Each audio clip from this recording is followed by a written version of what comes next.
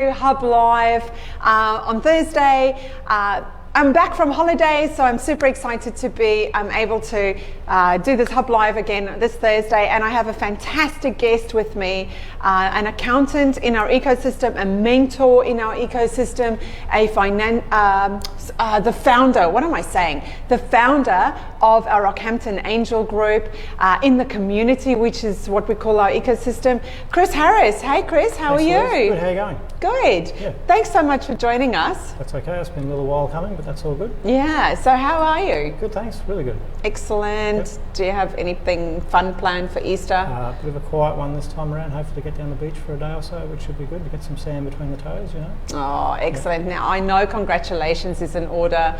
You've had another little boy. Congratulations. Yep. What's his name? Mark. He's just over 2 weeks old now, so the sleepless nights are just starting to kick off, so we're back in the new regime, which is good. That's brilliant. Congratulations. So, no Easter eggs for Mark, but Easter eggs for the other kids? We'll look after him, he'll be fine. He'll be fine. Mum can have some Easter eggs. Oh, for sure. Yeah. Absolutely. Yeah. Well, that's excellent. Now, we've been, as you know, on our Hub Lives, we are talking through and discussing with different people in our membership base and mentors and so forth. We've been talking about all the elements necessary to grow and build a business, to solve some of our business problems, like how to acquire more customers, how to grow our revenue, how to become more profitable, how to ensure that we comply with governance. And today we are talking about money. So we all know that money is like oxygen to a business. It's really the lifeblood that keeps a business going. And a lot of people say, I didn't get into business to make money, but if you don't make money, you can't be in business. It's definitely not for a long time. Isn't that right, Chris? Money is pretty important. Well, if you run out of cash, it's game over. So you need to keep it ticking over for sure. Yeah. So Chris, let me introduce you properly. Sure. So Chris is a man that wears many hats. So you've been an accountant for 21 years. Correct. You've had your own accountancy firm for 17. Correct. Yeah. You are a financial planner. As well for 17 years. Yep. 17 years. And you're also the managing director of 2 residential property development businesses. That's correct. How do you manage to do it all? You're a dad of 4 kids. That's always the challenge, but I suppose what we're going to be touching on is how to manage the finances to make that work. So the bigger the projects and the bigger the stakes, the more critical it is to make sure you keep an eye on all those different aspects. Okay, so the way in which you manage is you keep your eye on the money. For sure, yeah. That's good. Yeah. So, well, it's budget time, it's election time, and that creates a lot of uncertainty for small businesses. What do you think people should be focusing on? Well, it's a bit hard not to be distracted by the recent budget and the impending election campaign that we're in the middle of now. I would just urge that everyone has a look at the different policies that are being put out there, and you only get one vote, so make sure that vote counts. Regardless, there isn't a great deal that any individual can do to try and prepare for an outcome that could go a number of different ways. So rather than spending a lot of time jumping at shadows, I would really recommend that people focus internally on their business and try to make their business a bit more future-proof, so that regardless of what changes may occur, that they're in a better position anyway. Yeah. Okay, so you mentioned the word future-proof. There's a bit of uncertainty. I've been in Australia for 12 years and I see this every election cycle. It's as if business really worries or is concerned about the election. So what do business owners need to focus on now to future-proof their businesses? Well, primarily, when an election campaign is called, it's a reason for people to just slow down and sit on their hands, not make any big decisions. Sometimes that's a warranted reason to do that. Sometimes it is used a little bit like a logical reason to sit tight and see what happens. I think the main aspect from my side is to make sure that they've got a great understanding and a handle on what their financial position is, because if they don't have that, well then it's pretty hard to make any decisions as far as whether you should go down path A, B or C. So from my side, there's probably 3 critical areas that they need to be aware of. The first one is how much money's in the bank. The second one is how much money is owed to them from their customers, and the third one is how much do they owe to their suppliers, and that would also include how much they may owe to banks or for debt or what have you. So they really need to have a good handle on those different aspects to get a clear picture of where they're at before they start making decisions from there. Okay, so when times are uncertain, We need to, or even in certain times, we need to keep our eye on the money. For sure. And what that really means is we need to look at 3 things. Number 1, how much money do you have in the bank? Correct. Number 2, how much money is owed to you By your customers? Correct. And number 3, how much money do you owe your suppliers, or what's your level of debt? Correct. Really? Yes, yeah. Right. Excellent. Hey Tony, hey Steve, thank you so much for joining us. We love having people obviously watch us. Hey Adrian, I hope you're having a great time. Thank you so much for joining us. Okay. So 3 things. We're keeping our eye on the money. Yep. We're looking at how much money is in the bank, how much money is owed to us from our customers, and how much money do we owe, essentially. Right, so let's start with number 1. Sure. How much money do you have in the bank? Isn't that pretty straightforward? Well, at first glance it is, and like a lot of things, it can get more complicated the more you start looking at it. Yeah. Let's just assume that someone looks at their bank balances and there's $60,000 sitting in there. Now they might feel pretty warm and fuzzy about that to start with, but when you start factoring in that, say, $10,000 could be GST they owe to the ATO, they may have $20,000, which is pay-as-you-go withholding they've retained from their employee wages. They may have $10,000 of income tax that needs to be paid out of that amount as well. So pretty quickly you can see the difference between making a decision where you think you've got $60,000 in the bank could be quite a different outcome than if you've only got $20,000 in the bank. So it's really a matter of making sure that you're fully aware of how much that is in the bank is actually yours to then apply towards any decision that you may make. So how far ahead do you look, Chris? Yeah, is it like a month, 2 months, 3 months? From when you're looking at how much is in the bank now, generally it's say 1 to 2 months to see what's going on. Yeah. And that's where, when it comes to any sort of debt reduction or how to use those funds, you would still want to make sure that you've got everything covered for the next 1 to 2 months and have at least that much up your sleeve as a preferential guideline, if you know what I mean. Okay, so in an ideal world, Yeah, as yeah. a business owner, what you would have is enough money in the bank to cover everything that you owe for the next couple of months. Correct. And with couple, you mean 2 or 3? Yeah, no, 2. 2 Let's months. Let's say 2 as a guide. Yeah. Okay, 2 as a guide. Okay, that's really good. Right, so 3 things, we keep our eye on 3 things. How much money do we have in the bank? Number 2, how much do our customers owe us? Correct. Right, so tell us more about that. Okay, debtors or accounts receivable is something that can start to sort of run away from people over time. Yeah, especially when it gets busy, right? Oh, you for feel sure. you're so busy, but doesn't mean you have money in the bank. Well, that's right, and you can be invoicing and you can be thinking everything's fine. Yeah. But if you've got customers that are exiting stage left, or they aren't coming back, or for that matter, they might be going into some sort of financial issue themselves, then the best way to make sure that you keep on top of that is to have a regular procedure or process to sort of check in to see how they're tracking, what's going on. So it's more than just knowing that there might be, say, $80,000 owing to you. You want to know who owes you what, how long ago it's been outstanding for, have we contacted them to follow these things up? If we've contacted them, what's the response been? So that you can try and manage that relationship and make sure it all works out to the best advantage. So it's definitely not a set and forget, and once you've sent the invoice off, that isn't the end of it. The end of it, from my point of view, is when those funds have been received, and then that's like the end of the transaction from that point of view. So managing your accounts receivable or managing your debtors is quite relevant, and it's something that should really be systematised within the business, so that on a regular basis, it may be weekly, someone's touching base to see what's going on and to follow these things up, because like a lot of issues, if you just let time run on, you can add a month and generally the situation won't get any better unless there's some proactive response in there. So it's really a matter of like keeping on top, and that doesn't mean that you send the heavies around to try and chase things up. Send the heavies. Don't send the heavies. But it's more just to make sure that like sometimes it could be as simple as the invoice just wasn't received. Yeah, exactly. So to rectify that, you can say, well, like that might be after say week 1 or 2, no problem. Resend the invoice. It gets paid that day or next day, no issue. So you don't have to always think the worst, but sometimes the worst does happen. Yeah. However, by having a process, it means that you can cover off on those things and keep on top of that part, because if you don't keep on top of that part, then the money in the bank will continue to reduce because you're not getting the money in through the front door, and that creates other issues down the track. Yeah, absolutely. Hey, Lucas and Maddie, thank you so much for joining us. Lovely having you watch our Facebook Live, where we're sharing very, very valuable information with Chris Harris today about how to keep your eye on the money. And the money really is the lifeblood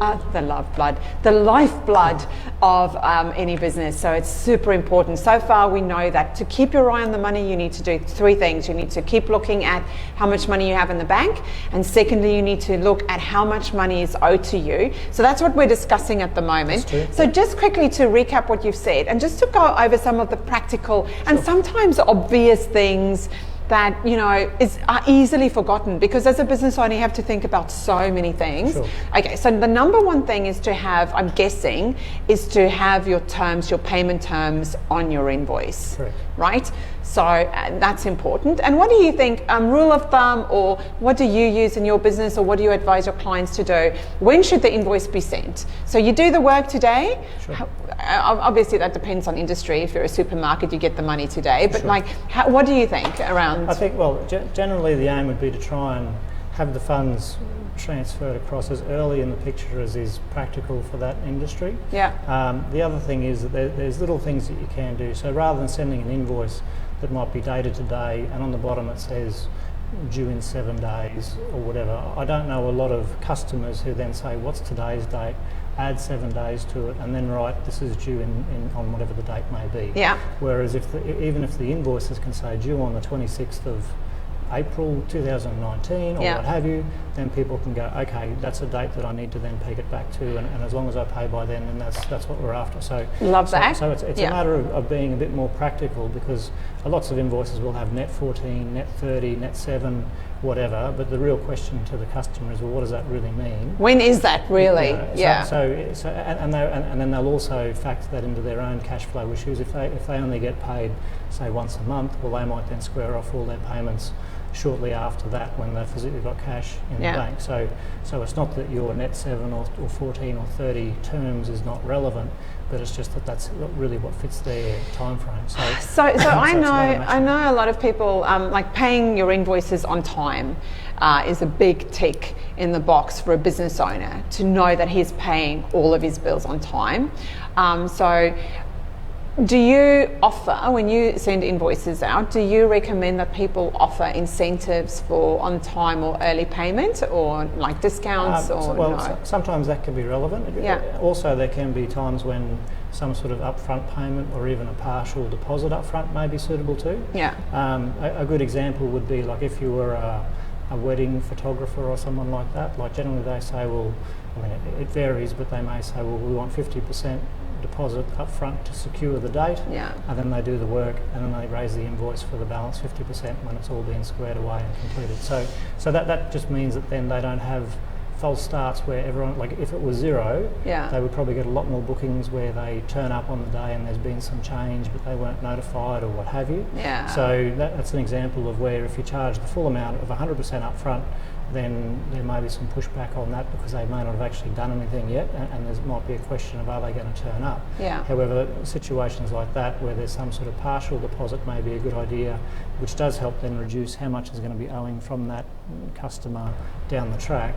But it also means that then it just sort of secures that part of the relationship to say, yes, we're engaging you, we're happy to pay you, we're transferring the deposit to make sure that everything lines up from an admin point of view, and then it all starts to run from there. So it does really depend on the nature of the industry.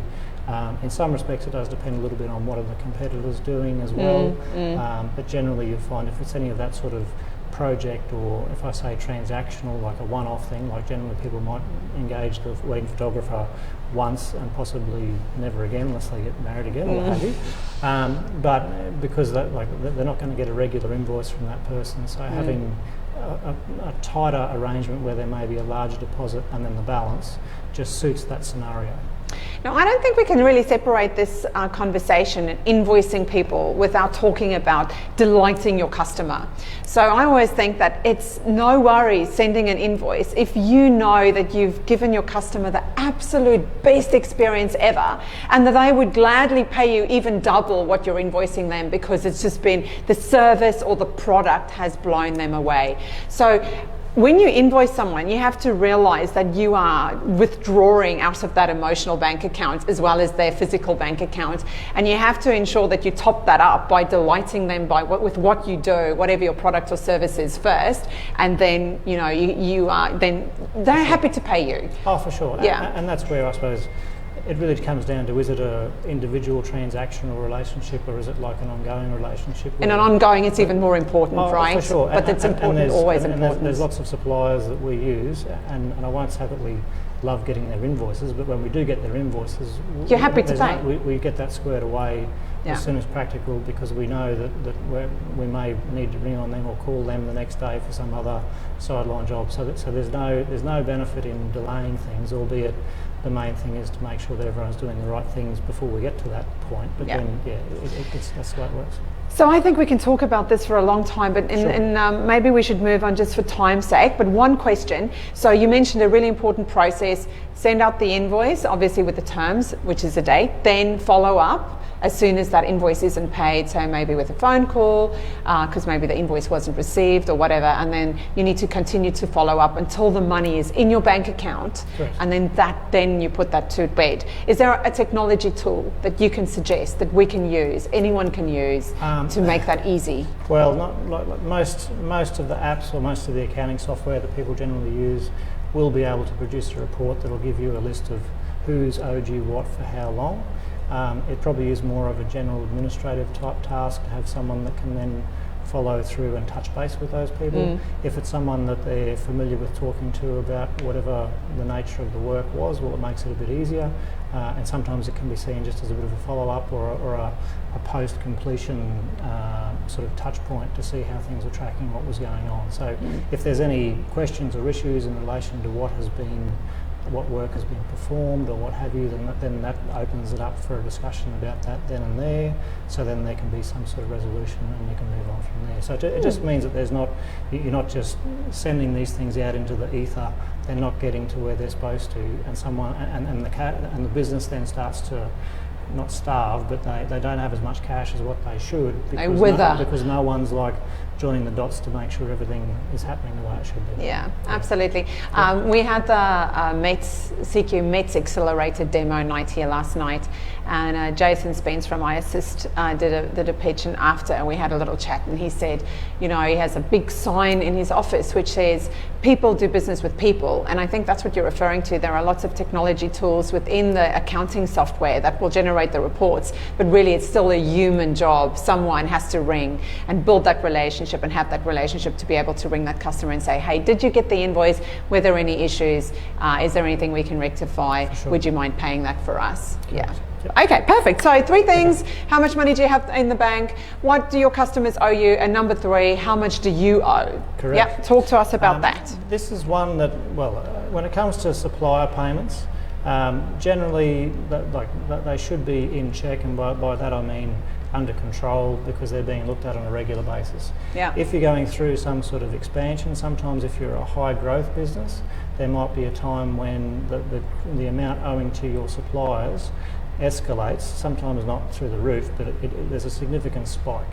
Now, from my point of view, if that's a known strategy, like it might be expanding into a different market or setting up an office in a different location, or whether that's within Australia or overseas, doesn't really matter. Like the main thing is making sure that there's some sort of plan behind the spending before the spending decisions have been made, rather than having your supplier invoices go through the roof and it's all sort of business as usual. So similar to keeping an eye on it from the amount owing to you from your customer, it's also a matter of keeping an eye on things to see how you're tracking with what's owing to your suppliers as well. If there's a spike because there is like a growth spurt going on, well then there's like a logical reason for that, and so rather than stressing about it today, you might be stressing about it in 1 or 2 months if things haven't got back under control. Yeah.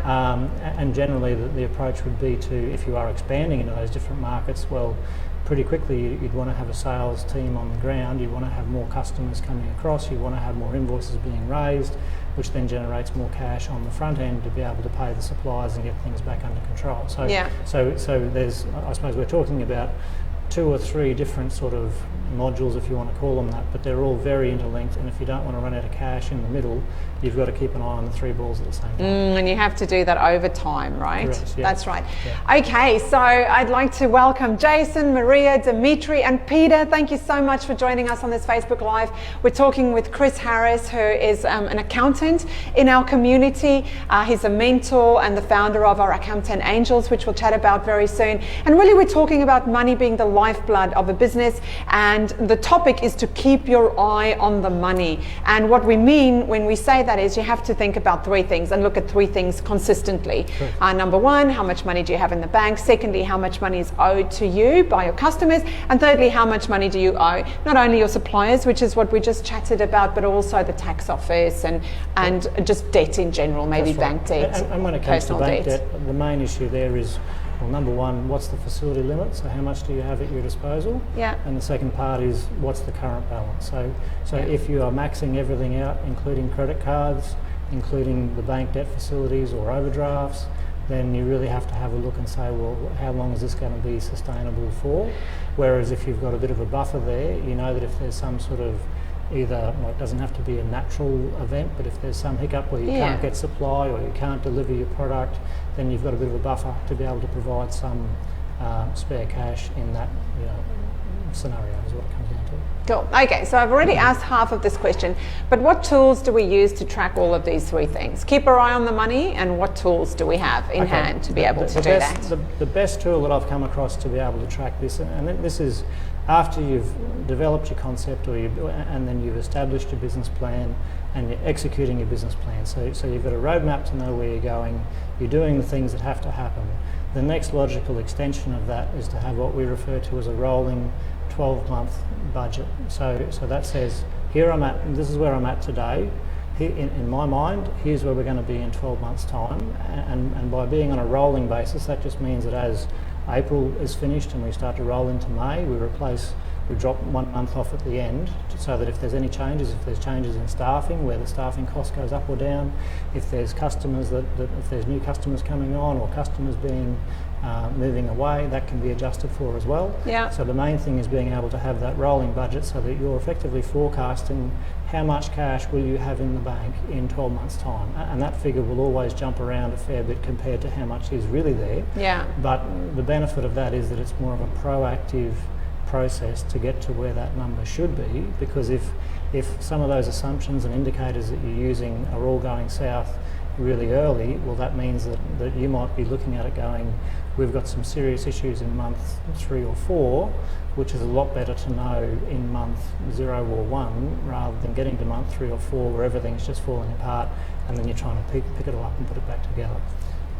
So really, okay, so the number 1 tool is a rolling 12-month budget. Correct. Right. Yep. And so do you do that on Excel? What technology tool do you Generally use? it would be an Excel-based document. So to talk to us about the simplest way, if someone's never had a budget in their business, Sure. I know that you outlined the process, which is you actually have to think about what the goal is first and then have like a business plan that's going to take you there.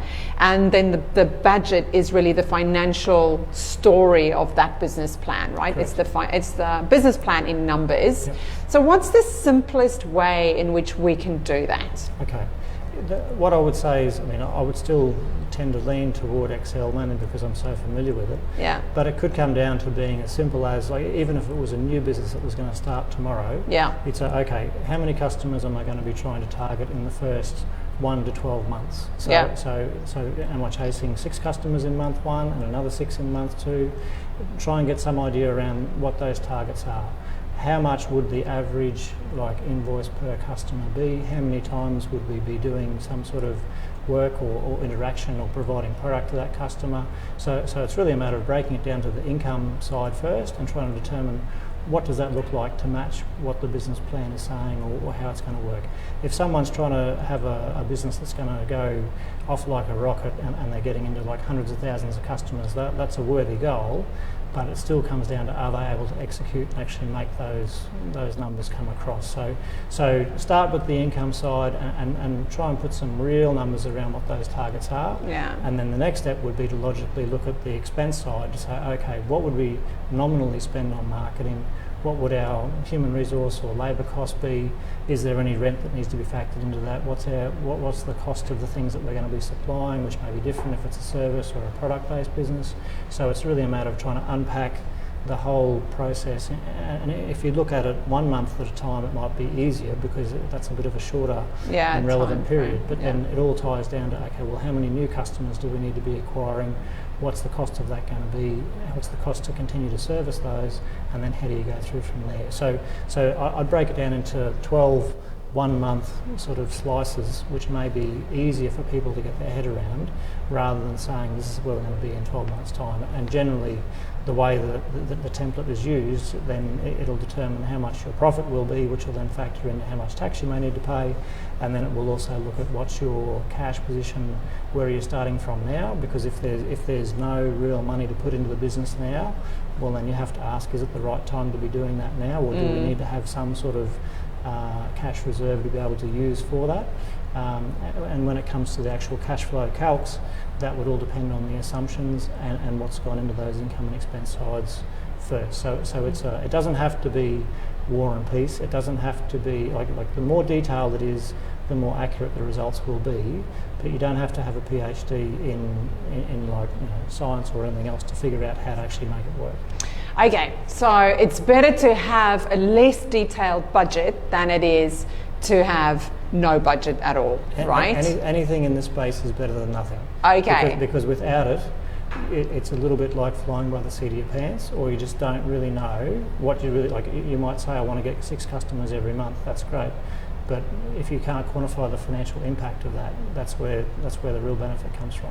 Got it. Hey Matthew, hey Luke, hey Daniel, thank you so much for joining us. We're here with Chris Harris. Chris is the founder of Rockhampton Angels and also a mentor in our community. And we're really talking about keeping your eye on the money. And we do that in 3 ways. We know how much money is in the bank account. We know how much money our customers owe us. And we have a process to monitor that and stay on top of that every single week. And then also we know how much we owe our suppliers, the tax office and other debt. And the tool that we use to make all of that happen is called a rolling 12-month budget. Correct. Which now, if I go to Google and I Google rolling 12-month budget template free, what will happen? I'm sure you get a whole bunch of responses that you could use. Yeah, and you could just click on that, Yep.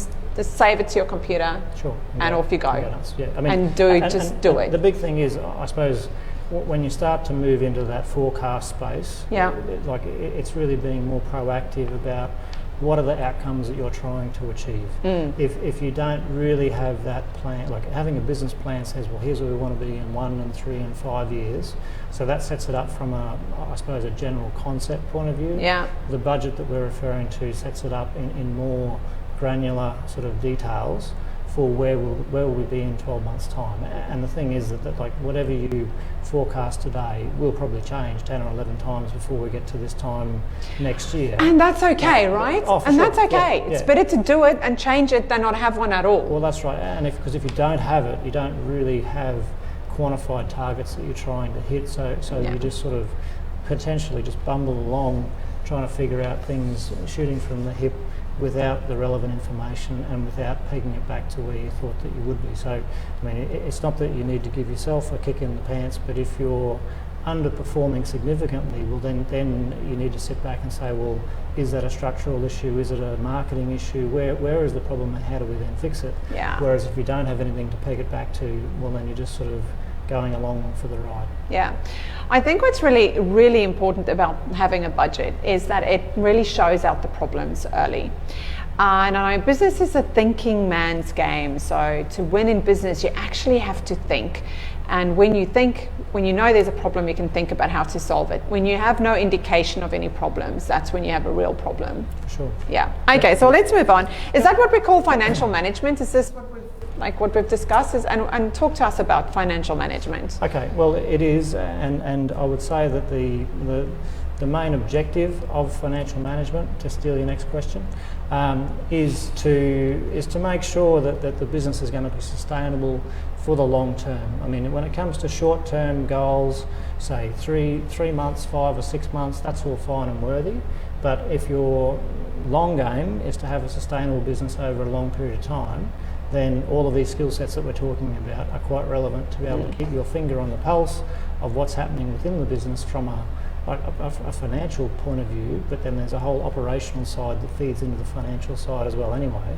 But if you don't have your finger on the pulse there, it's quite, well, it makes it easier for the pulse to disappear because no one's keeping an eye on what's going on. Absolutely. Okay, so who's responsible for doing all of this in a business, Chris? Ultimately, everything comes back to the Chief Executive Officer, which could be the founder or the founder owner from that point of view. Some larger businesses have what they call a Chief Financial Officer or a CFO. Yeah. They sort of deal more in the financial elements of the business rather than the operational side.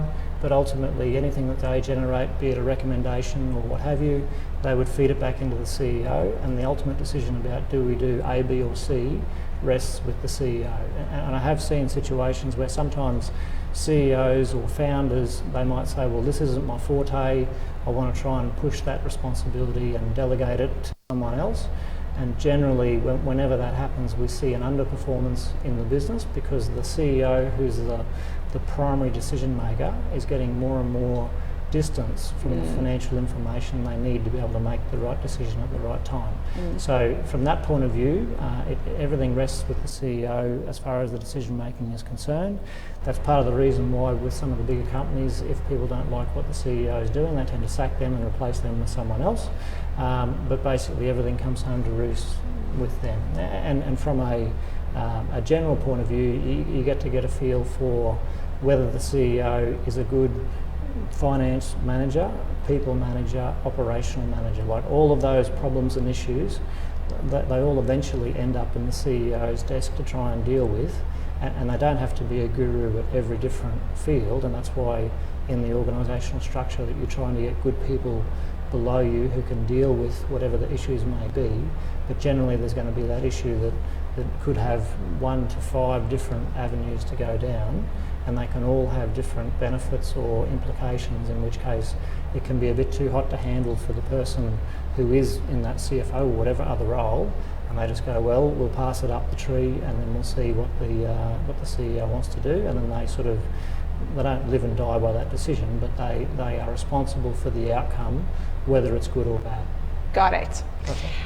Hey Cooper, thank you so much for joining us. We're talking about keeping your eye on the money. You should definitely watch all of this session. It's a great session with Chris Harris. Thank you so much for joining us again, Chris. Thanks. So there's a lot to do. If you're the CEO or the business owner, if you're in a small business, there is a lot for you to be able to do. There's a lot to think about. There's a lot to remember. There are a lot of systems and processes that you need to manage simultaneously to make the whole thing work.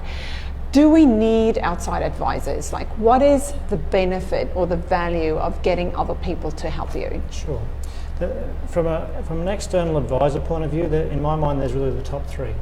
The first one is to have a good accountant who is familiar with your business and its performance, and who is not backwards about coming forwards if things aren't going the way that they should be from a financial performance point of view. The second person who I would say would need to be on the team would be a good lawyer. The nature of that is that you don't necessarily need to be talking to your lawyer every day, hopefully. However, hopefully. Well, I mean, most of the time, depending on what you're doing, really. There could be transactional things like signing a lease for a new building, buying a new building, trying to deal with either trademark or patent type issues, or selling or buying a business. Like all those could be shareholders agreements. There's a whole swag of things which, whenever you go into that legal realm, then you want to have someone who is commercial and knows how it works to be able to work it out for the best advantage.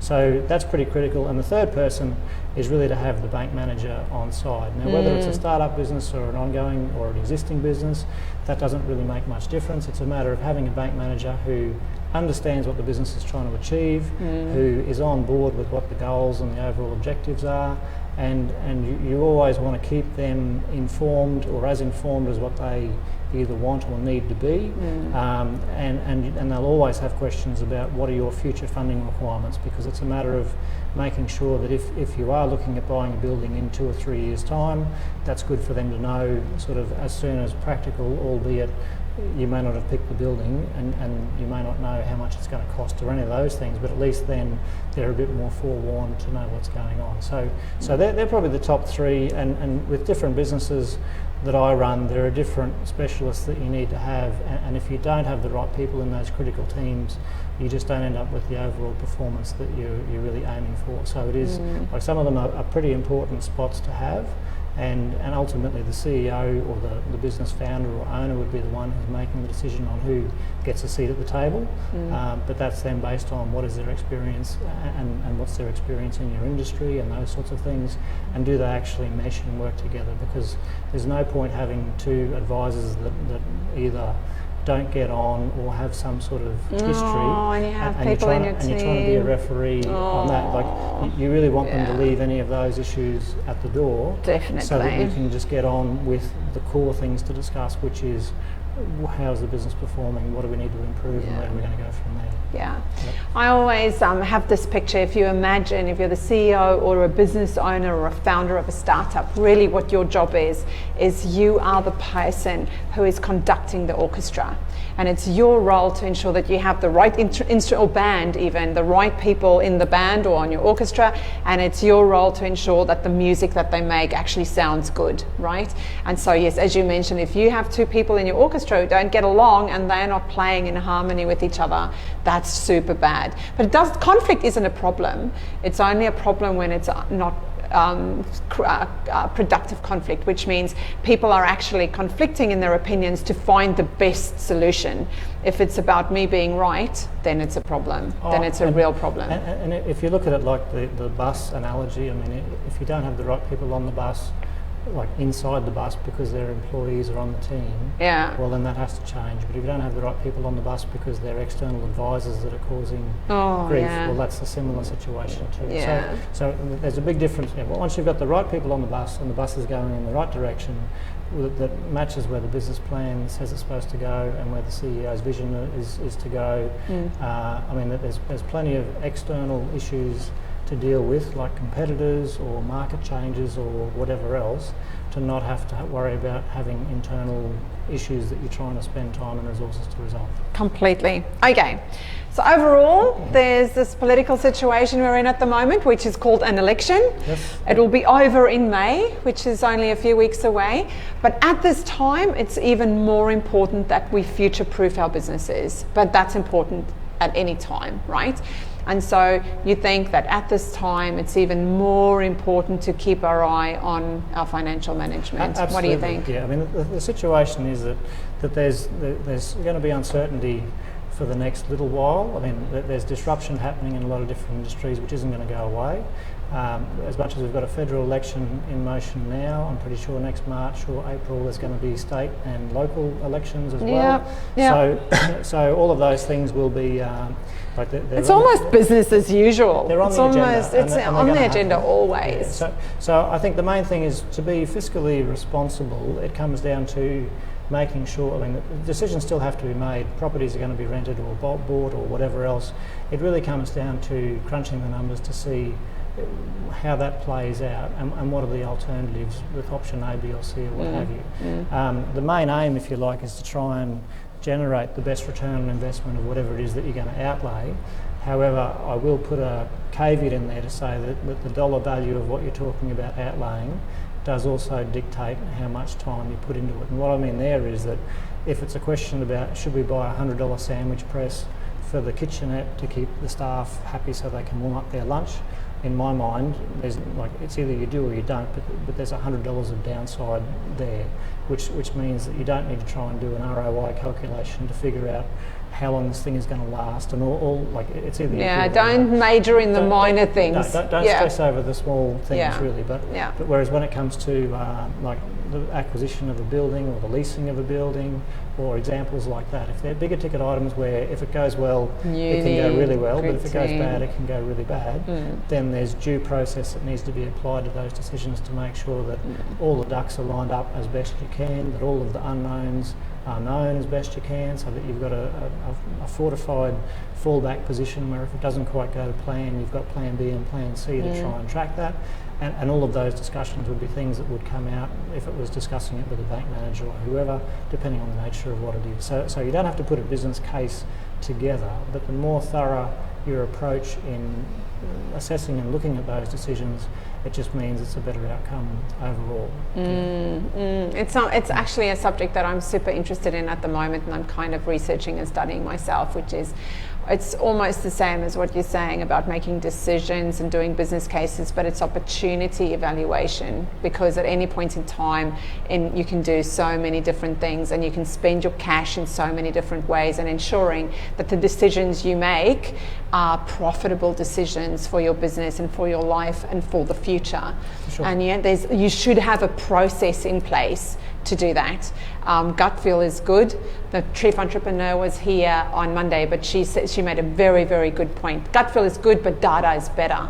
So always look at the data and have a process in place to do that. Do the numbers, crunch the numbers. Oh, for sure. And the other thing is, I mean, what impact will this have in 5 years' time or 10 years' time? Yeah. If it's something that might, and that's where some people get a little bit mixed up between, in my mind, what are the needs and what are the wants of their business or enterprise. Yeah.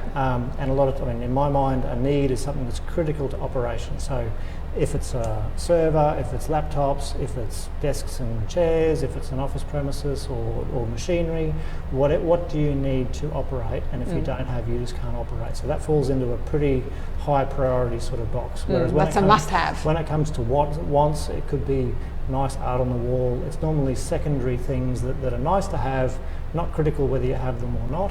And some of them, if they're not that expensive, may not be much of an issue.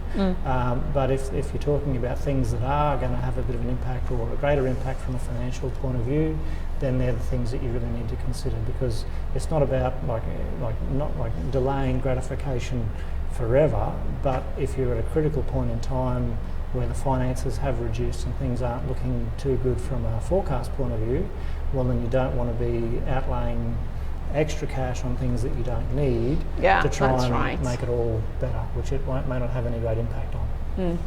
Excellent. So that's brilliant. So now we know what's financial management, we know what tools to use, we know what are the 3 critical areas you need to keep your eye on all the time, and what it really means to keep your eye on the money, and who you should have in your team, in your band or your orchestra. Chris, you've been amazing. Thank you so much for sharing all of this great knowledge with us. Really appreciate it. So just before we finish, how long have you been involved with the Smart Hub for? Probably you could say since its sort of inception. From maybe like 2.5, 3 years ago. Yeah, probably when we had the startup weekends before the Smart Hub was even a real Smart Hub. Yeah, that's right, when we were in 212 Key Street. That's so excellent. And so you're a mentor? Correct, yep. For us, you're on our mentor board. Your photo is proudly against the wall. And if people are interested, if you're interested in having mentoring with Chris at the Smart Hub, all you have to do is email us, smarthub@rrc.qld.gov.au, or you can just message us through Facebook. That's very simple to do. And we can put you in contact with Chris, and you can meet at our boardroom here at 208 Key Street. Also, you're the founder of our Rockhampton Angel Group. Now, what we've been trying to do is to build all the elements to ensure we have everything we need to create a place where business can thrive. So that's what the Smart Hub's vision is, to be the place where business thrives. And one of the critical elements in being able to do that is to have capital. So when we say the word capital, what we mean is money, right? We need money to be able to inject into ideas or new businesses. And so the Rockhampton Angel Group is a group of people who provide that element to what we're doing here. And you're the founder. Tell us a little bit about your trip to the US and how that all came about. I've been to the US quite a few times, but I've also been attending a few different angel meetings over there. It's a different world as far as the number of opportunities that they have. Yeah. However, with lots of opportunities comes a hell of a lot of competition there as well. True. So as much as there's more capital for people to access, the competition is pretty fierce to get a piece of the action there. As far as the Rockhampton Angel Group goes, it's really an extension of the current ecosystem that we're talking about. So if people can generate the idea or concept, if they can get it out of the ground, if they can then be looking for funding to try and extend or increase the business scale or success or what have you, well, that then is where the Angel Group starts to sort of kick in or get interested. So the number of times someone will come up and say, if I can get 50 grand, I can then go and do X, Y and Z. But the short answer is, if you go and do X, Y and Z, then we can talk about what the 50 grand might be used on and how it goes from there. So that is critical. From a general founder and funding point of view, the founders are always looking at how do they beat the competition and how do they improve things overall, which is fine. From a pure angel point of view, the questions that need to be asked and answered in any sort of pitch are, how much money do you want? What are you going to use it for? What are the chances of this thing not actually firing, and what are your plans to mitigate any risks that may arise? The fourth thing is then, how long is it going to take until you execute all of the plans that you've got? And then number 5 is, what sort of return would we expect to try and receive over that time frame? Because the risk in these is a totally different risk profile to a lot of other investments, given the nature of how many of these sort of deals do fall over for a number of different reasons. So therefore the angels aren't necessarily sharks trying to screw someone over. They're just trying to make sure they can protect their interests, to try and make sure that they will have something to see at the end of the day.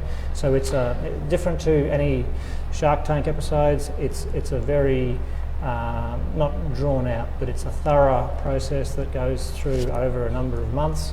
Even from the point of a pitch until money may change hands, could be a good 2 to 3 months of due diligence to work out all the details. So the chance of someone nailing a pitch in 10 minutes and walking out with a cheque for 100 grand, it may happen, but I haven't seen it happen anywhere so far. And the thing is that it's more of a process to work through, and there's other people who are on the team that would then be looking at working through that due diligence to make that process work. So yeah, that's very, very true. And I think the thing that we need to appreciate is that when you take on angel investment, what you're really doing is you are selling a part of your company to someone, an angel investor, who then gives you money so that you can go and execute on your plan. So it's not free money.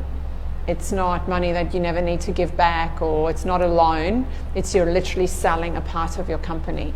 But if you get the right amount of money on board from the right people, then that sale can explode. That money can help you explode your business. Oh, really. for sure. And the thing is too, any pitches that I've seen, like, we haven't funded all of them by any means, but there's been a lot that they may be a great idea, but it may be in an industry that I'm not comfortable with or have experience in. Yeah. So in which case you just say, well, the short answer is no, or the default position is no, unless you get sufficient information to look to consider turning that into a yes. Yeah. So not every investment is suitable for every investor. It depends on their age and experience and a whole range of other things too. Yeah.